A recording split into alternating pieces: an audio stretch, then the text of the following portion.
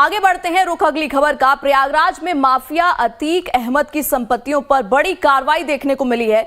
अतीक 6 बेनामी संपत्ति अब स्थायी तौर पर सरकारी संपत्ति घोषित कर दी गई है, जिसकी कीमत 6 करोड़ 35 लाख रुपए बताई जा रही है। अतीक ने अपने भाई अशरफ के नाम से इन संपत्ति को खरीदा था। आयकर विभाग की तरफ से जारी आदेश के बाद बेनीगंज दरियाबाद इलाके में 3 प्रॉपर्टी, गौसपुर सदर की 2, बजहा की 1 संपत्ति को जब्त किया गया है। तो बड़ी कार्रवाई इस वक्त प्रयागराज में माफिया अतीक अहमद की संपत्तियों पर बड़ी कार्रवाई की गई है।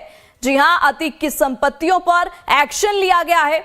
अतीक 6 बेनामी संपत्ति अब स्थायी तौर पर सरकारी संपत्ति घोषित कर दी गई है।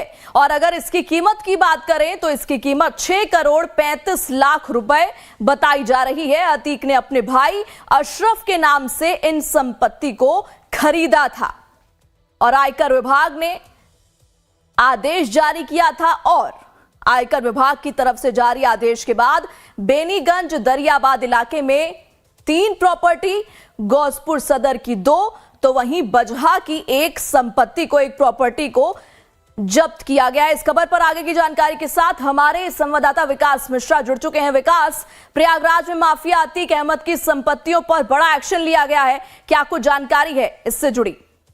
देखिए, माफिया अतीक अहमद की संपत्ति जो लगातार इससे पहले सीज की गई थी उत्तर प्रदेश की योगी सरकार के द्वारा, प्रयागराज डेवलपमेंट अथॉरिटी प्रयागराज प्रशासन के द्वारा, उस संपत्ति पर अब एक बड़ा एक्शन लिया गया है। यह प्रॉपर्टी अब सरकारी घोषित कर दी गई। 6 बेनामी संपत्ति अब अस्थायी तौर पर सरकार की हो गई है। लगभग 6.35 करोड़ की यह संपत्ति जब्त हुई थी। लगातार माफियाओं के खिलाफ जो कार्रवाई चल रही थी उसमें यह एक बड़ी भूमिका थी। आयकर विभाग ने अब अस्थायी जब्तीकरण का यह आदेश जारी कर दिया और यह जो जमीनें हैं, ये बेनीगंज दरियाबाद, गौसपुर सदर, बजहा सदर की जमीनें शामिल हैं, जिसमें बेनीगंज दरियाबाद की 3 जमीन सरकारी घोषित हुई है, गौसपुर सदर की 2, बजहा की 1 जमीन। अतीक ने यह सभी संपत्ति अपने भाई यानी कि माफिया अतीक अहमद के भाई जो अशरफ, जो तमाम तरीके से वो भी इन सभी शामिल हुआ करता था अतीक के साथ में, तो ऐसे में उसके नाम पर यह संपत्ति खरीदी गई थी, जो 2 करोड़ 38 लाख रुपए की पूरी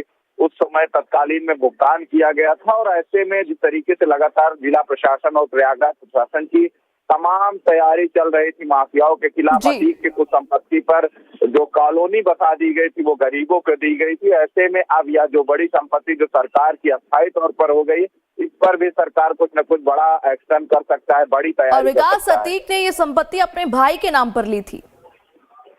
जी बिल्कुल, जिस तरीके से यह सभी संपत्ति अपने भाई और जो अतीक अपने रिश्तेदार के नाम इन सभी संपत्तियों को खरीदता था। पहले कुछ दिन पहले एक मामला सामने आया था कि जो मजदूर हुआ करते थे अतीक के यहाँ, जो मजदूरी करते थे, जो लेबर का काम करते थे, उनके नाम पर करोड़ों की बेनामी संपत्ति खरीदी गई थी। तो ऐसे में अब जिला प्रशासन ने सभी संपत्तियों को चिन्हित किया था और गैंगस्टर एक्ट में सीज किया था, कुर्क किया था। ऐसे में अब यह बड़ी कार्रवाई की गई। अतीक की और भी संपत्ति है जिस पर पुलिस की नजर है, लगातार छानबीन चल रही है। तफ्तीश में जितनी भी जानकारी सामने आएगी पुलिस लगातार सीजिंग की कार्रवाई करेगी। ऐसे में एक बड़ा ठीक है विकास, माफियाओं के खिलाफ। आप बने रहिएगा हमारे साथ। वहीं प्रयागराज में